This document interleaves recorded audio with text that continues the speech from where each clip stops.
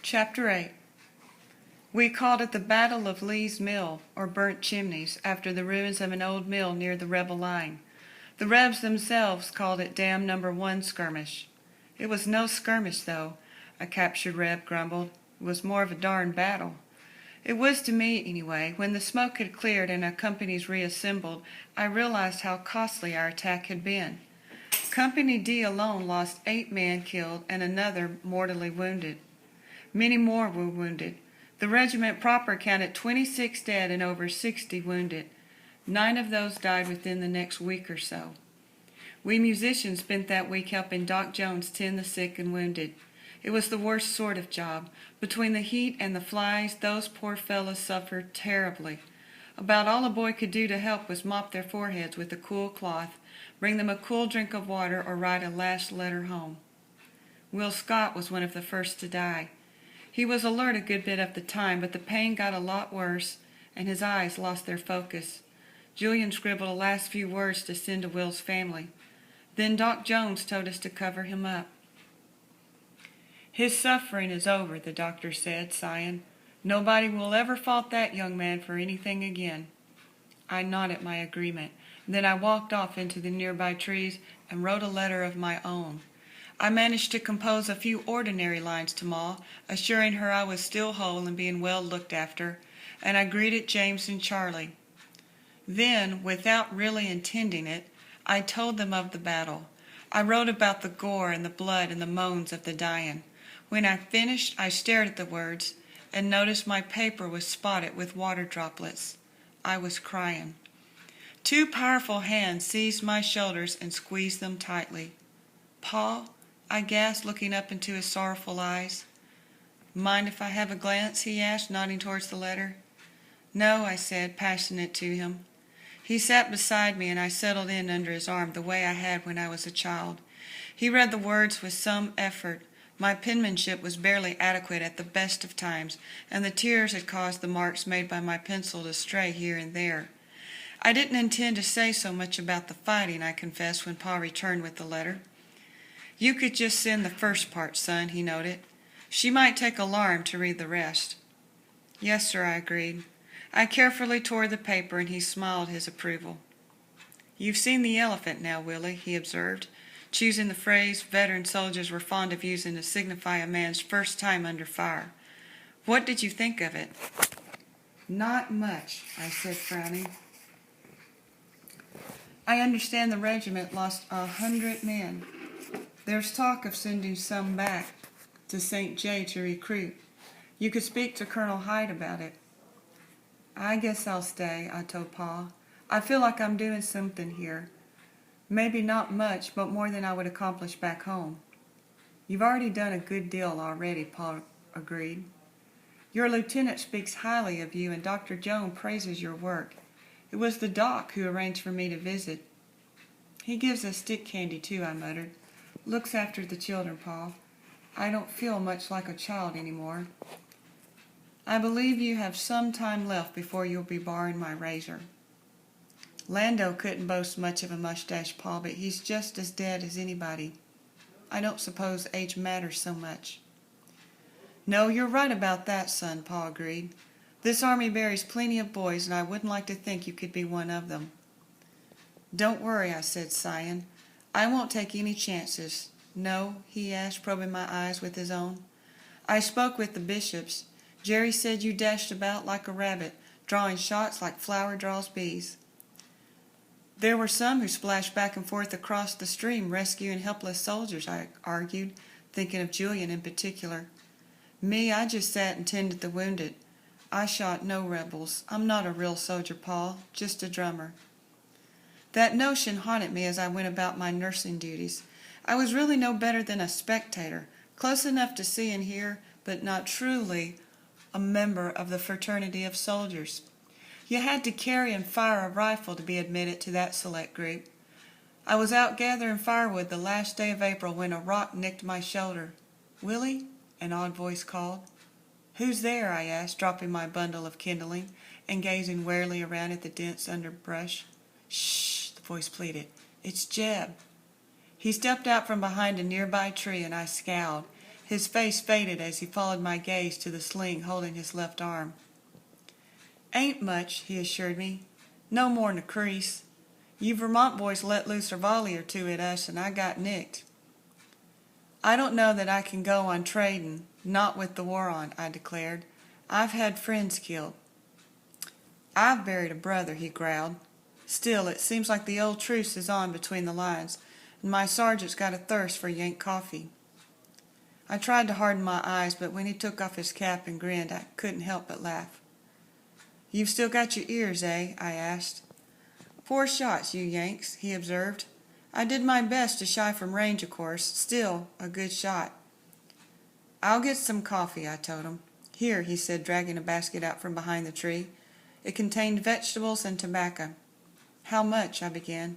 "No dickering, Willie," he said, frowning. "Just give us what you figure's fair. I trust you."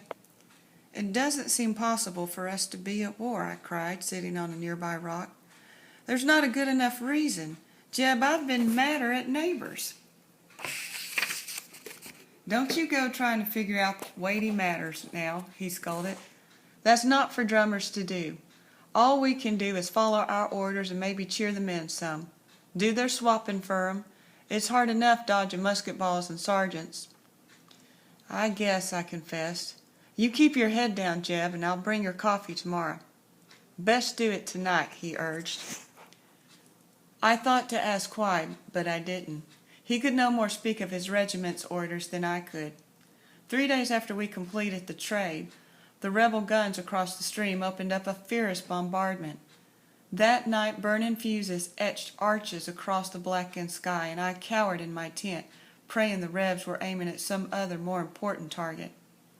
We soon learned the reason for the bombardment.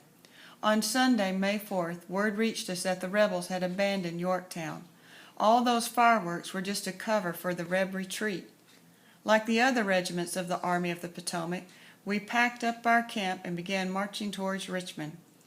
"3 cheers for General McClellan," someone shouted as the Army commander rode by with his staff. We Vermonters tossed our caps and howled for the generals. "Boys, we have to press the rebel," the general demanded. "Pursue! Punish him!" We were eager to do just that, but the chase was never more than half-hearted. Colonel Hyde had us assembled and ready to move, but we were ordered over and over again to wait. Lieutenant Buck muttered a curse or two, and General Smith expressed his dismay over the delay. Finally, orders or not, the colonel instructed us to occupy the rebel trenches. We formed columns and warily approached the silent rebel line. The trenches were empty, though. A short distance back, several tents remained, as did many makeshift mud and log shelters. I discovered a message carved into the door of one hut. "Welcome to Rapsville. All the skeeters you want. Enjoy them." The author had carved a figure just below with oversized ears. The letters J.D. stood prominently on the figure's chest. "Jeb," I muttered. "I'm halfway glad those Rebs still have a sense of humor," Cal remarked as he grabbed my arm and hurried me into the line. "They may need it." "We could all use a laugh or two these days," Russ asked. "We still are a long way from Richmond." As if we didn't have enough troubles, May greeted us with worse weather. The days were gray, bleak, and cold. We marched through one downpour after another, and the roads only got worse. "Virginia's left the Union all right," Cal observed. "Now she's in the mud." The Vermont Brigade, as General Brooks' regiments had come to be called, cautiously followed the fleeing rebels to the pretty little town of Williamsburg. There we took up position in a narrow field between the creeks. Across the way, a series of imposing rebel forts frowned down at us. "They can't mean to attack that," I heard Captain Harrington object one night as I prepared to call the company to its nightly dress parade. "I'm beginning to wonder if this army means to attack anything," Colonel Hyde replied.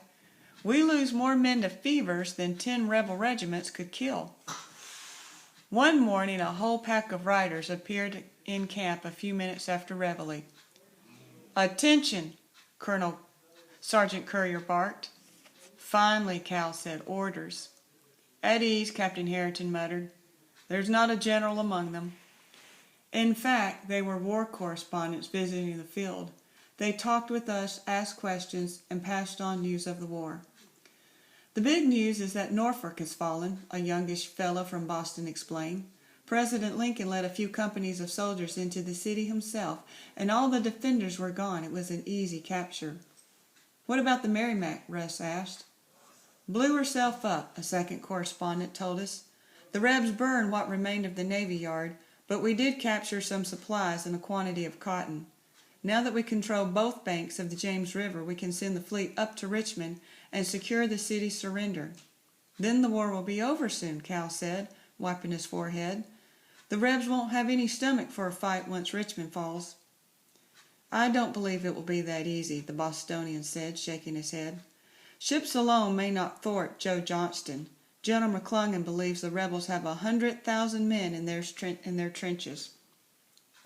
And more are arriving daily. Soon we may be on the defensive ourselves. I glanced around at my companions. It was not welcome news. There we were, halfway up the peninsula, and this fellow was saying we might have to fight our way back down. I don't know where the correspondents obtained their news, but the Rebs facing us outside of Williamsburg were ragged scarecrows with ranks far thinner than our own. At every turn we drove them towards their capital, and as the final days of May dawned, we were so close to Richmond we could keep time by the sound of the city's church bells. It won't be long now, son, Paul told me.